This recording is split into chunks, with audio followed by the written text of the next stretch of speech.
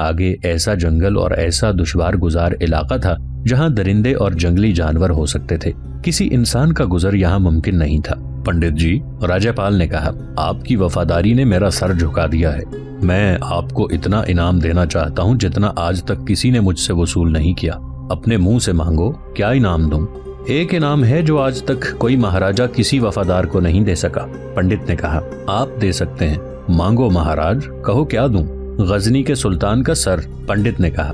महाराजा राज्यपाल की हंसी निकल गई। ये सर जिस्म से अलग हो जाए तो न सिर्फ ये कि हिंदुस्तान को आए दिन के हमलों से निजात मिल सकती है, बल्कि इस्लाम का फैलाव हमेशा के लिए रुक सकता है। पंडित ने कहा, ये धरती हमेशा के लिए पाक हो सकती है, मगर मुझे नजर आ रहा है कि हमारी आने वाली नस्लें भी मुसलमानों के खिलाफ लड़ती रहेंगी।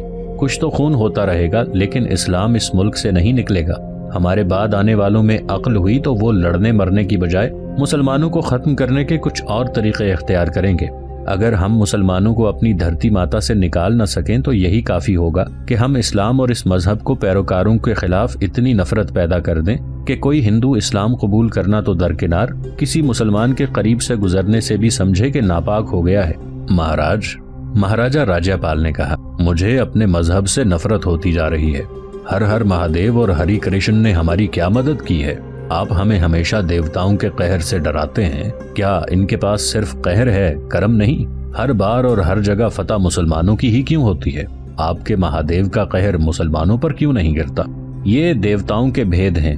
पंडित ने कहा, जब इंसान देवताओं का हुक्म नहीं मानता तो वो उसके दिमाग में खलल डाल देते हैं। फिर वो ऐसी ही बातें करता है जैसी आप कर रहे हैं। घोड़े चले जा रहे थे। दूर भेड़ियों की चीखों पुकार और लगड़बग्गों की कहकहनुमा आवाजें और कभी कभी किसी शेर की धाड़ सुनाई देती थी। घोड़े दुश्वार गुजार इलाके से गुजर रहे थे।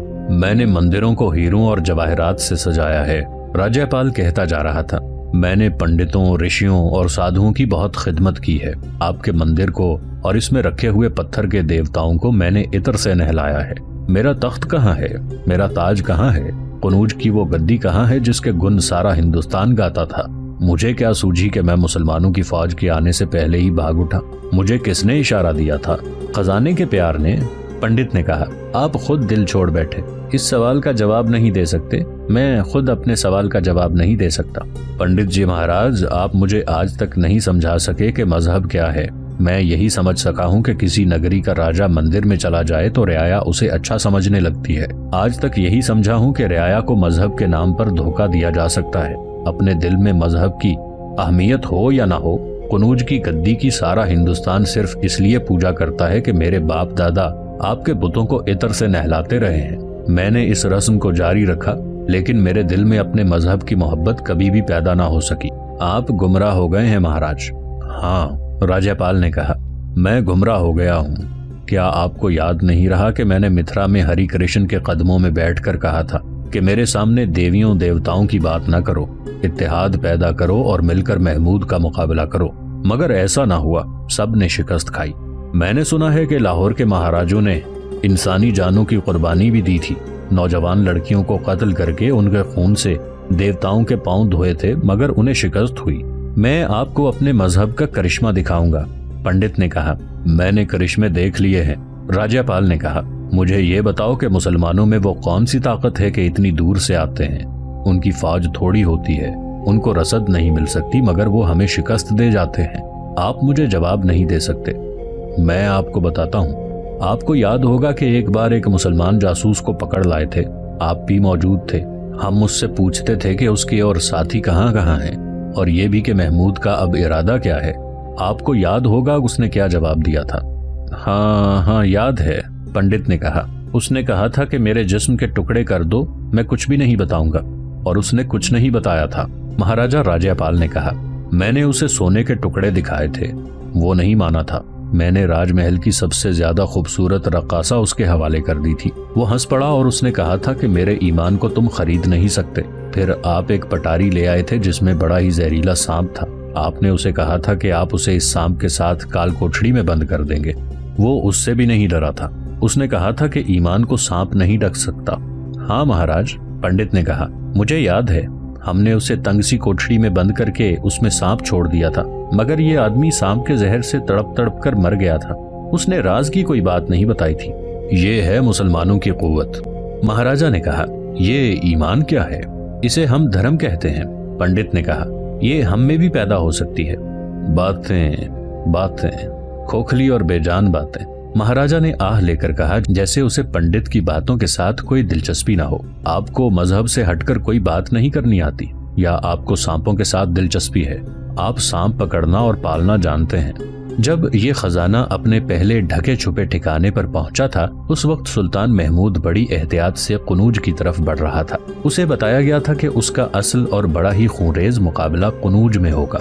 कोई जासूस उसे ये नहीं बता सका था कि कुनूज में मुकाबला होगा ही नहीं, और वहाँ महाराजा बराए नाम फौज छोड़कर और उसके सालारों के खुफिया कत्ल का इंतजाम करके गायब हो चुका है। इस सिलसिले की एक किस्त में सुनाया जा चुका है कि गजनी के एक जासूस की इसी पंडित के साथ इसी खजाने वाले गार में मुलाकात हुई थी, और पंडित ने ये जानकर के ये गजनी का जासूस है, उसे ये गलत इत्तला दे दी थी कि कुनूज में कई फौजें जमा हैं जो गजनी की फौज को कुचल कर रख देंगी।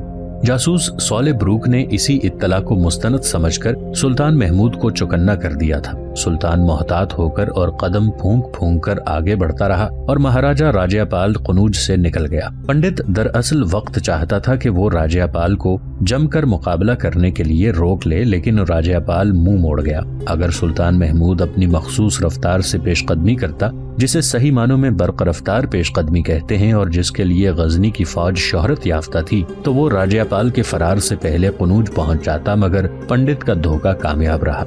राज्यपाल और पंडित ने खजाना अपने ठिकाने पर पहुंचा दिया। वहाँ एक कुदरती गार था जिसे उन्होंने और ज्यादा लंबा कर दिया था। रात को जब इतने ज्यादा बॉक्स वहाँ पहुंचे तो मुहाफिजों में से सिर्फ 4-5 को इस एतमाद में लिया गया कि उनसे बॉक्स उतरवाकर गार में रखवाए जाएंगे। इससे अगली रात वहाँ जश्न मनाया गया। शराब का जखीरा साथ था, नाचने और गाने वालियां भी थी, उनके साजिंदे भी थे। रात को मशलें जलाकर जंगल में मंगल बना दिया गया। महाराजा ने अपने मुहाफिजों को खूब ऐश कराई और उन्हें नक़द इनाम भी दिए। अब उसकी जिंदगी और सलामती का दारोमदार इन्हीं चंद एक मुहाफिजों पर था। उन्हें वो बहुत बड़ी कीमत देकर भी खुश रखने की कोशिश कर रहा था। इस जश्न में 2 अफराद नहीं थे, एक तो पंडित था और दूसरे उसकी रानी। महाराजा राज्यपाल दोनों की गैर हाजिरी को महसूस नहीं कर रहा था। पंडित अपने खेमे में इबादत में मसरूफ था। उसने छोटे छोटे 2 बुत अपने साथ रखे हुए थे। इबादत के बाद वो कोई मजहबी किताब पढ़ रहा था कि रानी खेमे में आई। वो बूढ़ी हो गई थी। राज्यपाल को उसके साथ इतनी सी दिलचस्पी रह गई थी कि वो उसके जवान और अपने जानशीन बेटे की माँ थी। वो पंडित के पास बैठ गई। क्या आपने समझने की कोशिश की है कि महाराज क्या कर रहे हैं और उनके क्या इरादे हैं? पंडित ने रानी से पूछा। क्या ये मौका खुशियां मनाने और शराब पीने का है? मैं कुछ नहीं समझ सकी, रानी ने जवाब दिया। मेरी निगाहें अब अपने बेटे पर लगी हुई हैं। उसका मुस्तकबिल तारीक हो गया है। हमारे हाथ में बारी है जिसे हम कुनूज की तरह अपनी राजधानी बना सकते हैं। कुनूज हमें वापस नहीं मिल सकता। मेरा ख्याल है कि महाराज पागल हो चुके हैं। मैं उनसे कोई बात पूछती हूँ तो मुझे यूं टाल देते हैं जैसे राज के साथ मेरा कोई ताल्लुक ही ना हो। क्या आप कुछ नहीं कर सकते? कोई टूना, कोई जादू कर दिखाएं। आपके हाथ में बहुत कुछ है। मैं यही सोच रहा हूँ, पंडित ने कहा। महाराज के दिमाग पर काबू पाने की कोशिश करूंगा। मेरा हिसाब बता रहा है कि एक इंसान की कुर्बानी देनी पड़ेगी। एक लड़की का खून बहाना पड़ेगा। लड़की कहाँ से आएगी? मैंने देख ली है, पंडित ने कहा। वो नाचने वाली जो सबसे छोटी है, बिंदिया। करें, रानी ने कहा। आप जब चाहें उसे कुर्बानी के लिए ले सकते हैं। वो बहुत खूबसूरत है और नौजवान भी है। कुर्बानी ऐसी ही लड़की की होनी चाहिए। बारी दरियाई गंगा से दूर एक कस्बा था जो कुनूज से 3 दिनों की मुसाफत पर था।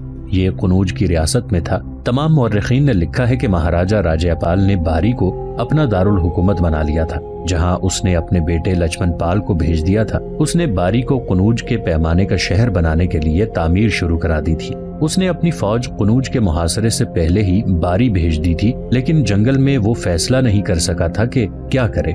सुल्तान महमूद उस पर आसेब की तरह गालिब आ गया था। एक मौर्रिख सिब्त अल-जौजी ने यहाँ तक लिखा है कि महाराजा राज्यपाल दरपर्दा इस्लाम कबूल करने का इरादा कर चुका था। जंगल की एक रात थी। महाराजा को यहाँ आए 1.5-2 महीने गुजर चुके थे। पंडित अपने खेमे में इबादत में मसरूफ था। घटाओं की गरज सुनाई दी और हवा तेज हो गई। थोड़ी ही देर बाद बिजली चमकी और बड़ी जोर का धमाका हुआ। इसके बाद बिजली बार बार चमकने और कड़कने लगी। जंगल दूध की मानिंद सफेद रोशनी से रोशन होता जाता था। इतनी जोर का मींह बरसने लगा जैसे यालाबारी हो रही हो। उस वक्त महाराजा राज्यपाल अपने खेमे में नहीं बल्कि उस गार में था जिसमें उसने एक और गार खुदवाकर खजाना छुपा रखा था। वो अपने खेमे को जाने लगा तो बिजली और बारिश ने उसे रोक लिया। ये एक तूफानी बारिश थी। आसमान फटा जा रहा था। बिजली इतनी जोर से कड़कती और चमकती थी कि दिल दहल जाते थे। गार में एक मशल जल रही थी। बाहर घोड़े डर कर हिनहिना रहे थे। पंडित गार के मुंह में नमूदार हुआ और अंदर चला गया। उसने महाराजा को बताया कि वो उसके खेमे में गया था। वो उसे ना मिला तो वो इधर आ गया। उसे महाराजा के मुतालिक फिक्र पैदा हो गया था। बारिश और तेज हो गई। 1.5 घंटे के बाद शोर-ओ-गुल बपा हो गया। घोड़े बड़ी जोर से हिनहिनाने लगे। बाहर भगदड़ मच गई थी। बारिश के शोर के साथ एक और शोर सुनाई देने लगा और इसके साथ ये घबराई हुई आवाजें, पानी आ गया, सैलाब आ गया, खेमे उखाड़ दो। महाराजा और पंडित ने गार के दहाने में से देखा। बिजली चमकती और गरजती थी तो उन्हें सैलाबी पानी गुर्राता दिखाई देता और लोग भागते दौड़ते नजर आते थे। लक्ष्मण पाल दौड़ता गार में आ गया। ये जगह 2 पहाड़ियों के दरमियान थी। इन लोगों को मालूम नहीं था कि यहाँ से ऊपर के इलाके का बरसाती सैलाब गुजरता है। अब ये सैलाब चढ़ रहा था। बारिश और तेज हो गई थी। बिजली पहले की तरह कड़क रही थी और इसके साथ सैलाब गुर्राता हुआ गुजर रहा था और चढ़ भी रहा था। महाराजा के आदमी बुलंद जगहों पर जा रहे थे। पानी गार में भी आने लगा। गार जरा ऊंचा था इसलिए अंदर थोड़ा पानी आ रहा था। महाराज, पंडित ने राज्यपाल से कहा, ये हर हर महादेव का कहर है। सर झुका लें, माफी मांगें, तौबा करें। क्या आपने ऐसी बारिश कभी देखी है? महाराजा ने कहकहा लगाया जैसे उसका दिमागी तवाजुन सही न रहा हो। बोला, अब तूफान मेरा क्या बिगाड़ देंगे। अब बिजलियां मुझे नहीं डरा सकती। ले जाओ मेरा खजाना। पंडित ने बारिश और सैलाब के शोर से बुलंद आवाज में कहा, महाराज आपको क्या हो गया है? बाहर शैतान चीख रहे हैं। इस कहर को समझें। मैं जो कहता हूँ वो करें। हाथ जोड़ें। मैं जो प्रार्थना करता हूँ वो आप भी करें। महाराजा एक बार फिर हंसा। लक्ष्मण पाल जो जवान राजकुमार और जंगजू था, चेहरे पर खौफ के आसार लिए और हाथ जोड़े हुए कुछ बुड़बुड़ा रहा था। उसके मुंह से घबराई हुई आवाज निकल रही थी। वो देखो। महाराजा और पंडित ने गार के दहाने की तरफ देखा। एक अजदहा जिसका सर इंसान के सर जितना बड़ा था गार में दाखिल हो रहा था।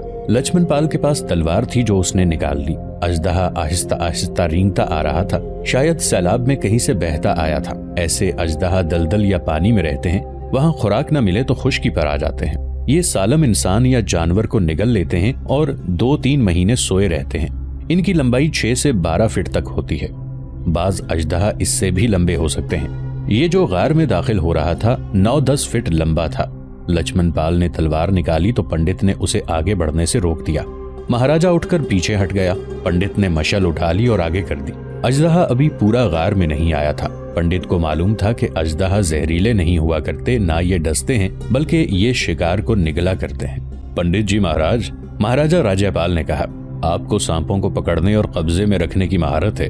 क्या आप इस पर भी काबू पा सकते हैं? पंडित ने नजरें अजदहा पर जमाए रखी और मशल का शोला उसके और अपने दरमियान किए रखा। उसने कहा, अगर ये धरती का अजदहा हुआ तो मैं इसे काबू में ले लूंगा, लेकिन महाराज ये देवता है। पंडित ने उसे कुछ बताकर कहा, ये पढ़ते रहें, हरि कृष्ण आपसे कोई बहुत बड़ा काम कराना चाहते हैं। महाराजा और उसके बेटे लक्ष्मण पाल ने वही पढ़ना शुरू कर दिया जो पंडित ने बताया था। पंडित ने मशल का डंडा पकड़े हुए शोला आगे कर रखा था, इसलिए अजदहा जो बहुत आहिस्ता आहिस्ता अंदर आ रहा था कुंडल मारने लगा और रुककर इकट्ठा हो गया। वो सर को उठाता और इधर उधर देखता था। पंडित ने लक्ष्मण पाल से कहा कि अंदर के गार में रस्सा होगा, वो ले आओ। लक्ष्मण पाल ने तलाश करके रस्से का एक लंबा टुकड़ा पंडित के हाथ में दे दिया। पंडित ने मशल लक्ष्मण पाल को देकर उसे कहा कि अजदहा के आगे किए रखे। उसने रस्से का फंदा बना लिया। अजदहा अपनी आंखों के आगे शोले की वजह से कुछ देख नहीं सकता था। उसने एक बार सर उठाया तो पंडित ने फंदा फेंका जो उसके सर से सरक कर गर्दन पर चला गया। पंडित ने रस्सा खींचा तो अजदहा का मुंह खुल गया और उसका इतना लंबा जिस्म तड़पने लगा।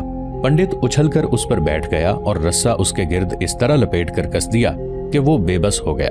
बारिश का जोर थमने लगा था। पंडित ने महाराजा राज्यपाल को अजदहा से बहुत डराया। महाराजा पर खामोशी तारी हो गई थी। पंडित ने उसे कहा कि वो अब गार में ही आराम से सो जाए। दूसरे दिन महाराजा की आंख उस वक्त खुली जब सूरज बहुत ऊपर आ गया था। उसने गार से देखा, वहां न पंडित था, न अजदहा, न लक्ष्मण पाल। वो बाहर निकला। बाहर की दुनिया बदली हुई थी। सैलाब गुजर गया था। खैमे खड़े किए जा रहे थे। महाराजा ने किसी से कहा कि पंडित को बुला लाए। पंडित आया तो महाराजा ने उससे पूछा, रात अजदहा को मार दिया गया था? वो अजदहा नहीं, देवता था। पंडित ने कहा, वो आपको वही बात कहने आया था जो मैं एक अरसे से आपको कह रहा हूँ। मैं भी उसे अजदहा ही समझता था। कोई इंसान इतने बड़े अजदहा पर काबू नहीं पा सकता। मुझे इशारा मिला तो मैंने इसे रस्से से काबू कर लिया। आप सो गए, फिर राजकुमार चला गया तो अजदहा ने मुझे अपना आप दिखाया। मैं उसके साथ बाहर निकल गया। उसने कहा कि मंदिरों की तबाही और हमारी तौहीन का इंतकाम लो। हमारी रूहों को बहुत तकलीफ पहुंच रही है। हम जब आते हैं तो बिजलियां चमक चमक कर हमारा रास्ता रोशन करती हैं और बारिश हमारा रास्ता धो डालती है। हम अपनी बिजलियां इन पर भी गिरा सकते हैं जिन्होंने हमारी रूहों को तकलीफ दी है, लेकिन हम उन्हें बाज आ जाने का मौका दे रहे हैं। देवता ने मुझे कहा कि अपने राजा से कहो कि अपनी राजधानी में मुसलमानों की आजानें बंद कराओ। ये आवाजें हमें चैन नहीं लेने देती। देवता कहाँ चले गए हैं? महाराजा कुनूज ने पूछा। कहाँ गए हैं? जहां से वो आए थे। पंडित ने कहा, मैंने उनके कदमों में सर रखकर माफी मांगी है। आपकी तरफ से भी हाथ जोड़े थे, मगर वो सख्त नाराज थे। कहते थे कि इनकी बिजलियां इन पहाड़ों को जड़ों से उखाड़ने आई थी, हम सबको जलाकर भस्म करने आई थी। देवता कहते थे कि महाराजा का खजाना दफन कर देंगे। मैंने बड़ी मुश्किल से उन्हें राजी किया है। उन्होंने कहा है कि एक नर्तकी की कुर्बानी दो। उनके इशारे पर मैंने रकासा का इंतखाब कर लिया है। कौन है वो? निंदिया? नहीं, महाराजा राज्यपाल ने कहा। पंडित जी महाराज, मैं निंदिया की कुर्बानी नहीं दूंगा। आप गजनी के सुल्तान का मुकाबला नहीं कर सके। रानी ने खशमगी लहजे में कहा, क्या आप देवताओं का मुकाबला कर सकते हैं? निंदिया की कुर्बानी दी जाएगी। तुम चुप रहो, महाराजा ने गरज कर कहा। पति देवता नहीं हो सकता। रानी ने आंखें फाड़ कर कहा, देवता पति हो सकता है। मुझे देवताओं का हुक्म मानना है, आपका नहीं। पिता महाराज, राज्यपाल के बेटे ने जो करीब ही खड़ा था कहा, मुझे तलवार का धनी आपने ही बनाया था। मुझे मजबूर न करें कि एक बेटे की तलवार अपने बाप का सर तन से जुदा कर दे। कोई सुपूत अपना वतन और अपना मजहब अपने बाप पर कुर्बान नहीं कर सकता। पंडित जी महाराज जो कहते हैं वही होगा। पिताजी महाराज, मुझे मालूम है कि आपने अपना धर्म छोड़ नहीं दिया, लेकिन आपने गजनी के सुल्तान को अपने दिमाग पर और अपने दिल पर सवार कर लिया है। महाराजा राज्यपाल ने जब अपनी रानी और अपने बेटे का रवैया देखा तो वो दब गया। वो कुछ भी ना बोला। उसने पंडित से ये पूछने की भी जरूरत न की कि देवताओं ने सिर्फ उसी को तबाह करने का तहैया क्यों कर रखा है। मिथिला कुनूज से ज्यादा मुकद्दस जगह थी। वहाँ कृष्ण महाराज ने जन्म लिया था। थानेसर का मंदिर भी हिंदुओं की बहुत बड़ी इबादतगाह थी। वहाँ घंटियों, शंखों और भजनों की बजाय अजानें गूंज रही थी। देवताओं ने वहाँ के राजों महाराजों को अजदहा बनकर नहीं डराया था। महाराजा ने देखा कि उसकी रानी और उसके बेटे पर देवताओं का खौफ तारी हो गया है, तो वो कुछ कहे बगैर उस गार में चला गया जिसमें उसने खजाना रखवाया था। ये है हिंदुओं का मजहब। कुनूज के बड़े मंदिर के सामने एक आवाज गरज रही थी। ये आवाज उस खतीब की थी जो गजनी से सुल्तान महमूद के साथ आया था। गजनी की फौज के साथ चंद एक इमाम भी हुआ करते थे। जितनी फौज एक जगह इकट्ठी हो वो नमाज़े बाजमात पढ़ा करती थी। फुर्सत के वक्त इमाम अपने अपने दस्तों का ईमान और हौसला बरकरार रखने के लिए वाज सुनाया करते थे। गजनी का खतीब कुनूज के बड़े मंदिर के चबूतरे पर खड़ा था। उसके इर्द गिर्द टूटे हुए बुतों के टुकड़े बिखरे हुए थे। उसके सामने गजनी की फौज खड़ी थी। इसके पीछे कुनूज के जंगी कैदी खड़े थे। ये है हिंदुओं का मजहब। वो बुलंद आवाज से कह रहा था, देख लो इनके खुदाओं के टुकड़े तुम्हारे कदमों में पड़े हैं। खुदा एक है, वहदहू ला शरीक है। तुम यहाँ कोई मुल्क फतह करने के लिए और यहाँ लूट मार करने के लिए नहीं आए। तुम यहाँ एक बातिल मजहब की बेखुनी के लिए आए हो। तुम सवाल पूछना चाहोगे कि हमने हिंदुस्तान का इंतखाब क्यों किया है। इसका जवाब ये है कि सरजमीन अरब का एक मुजाहिद मोहम्मद बिन कासिम एक मुसलमान लड़की की पुकार पर यहाँ आया था। उसने यहाँ एक बड़े जाबिर और जालिम राजा को शिकस्त दी थी, लेकिन ये नौजवान कहर और दहशत बनकर नहीं आया था। उसने साबित कर दिया कि मुसलमानों की तलवार चट्टानों को काट सकती है और मुसलमानों का हुस्न सुलूक पत्थर को मोम कर सकता है। मोहम्मद बिन कासिम ने यहाँ के पत्थरों को मोम कर दिया और यहाँ के बुत अपने आप टूटने लगे। हिंदू जोक दर जोक इस्लाम कबूल करने लगे।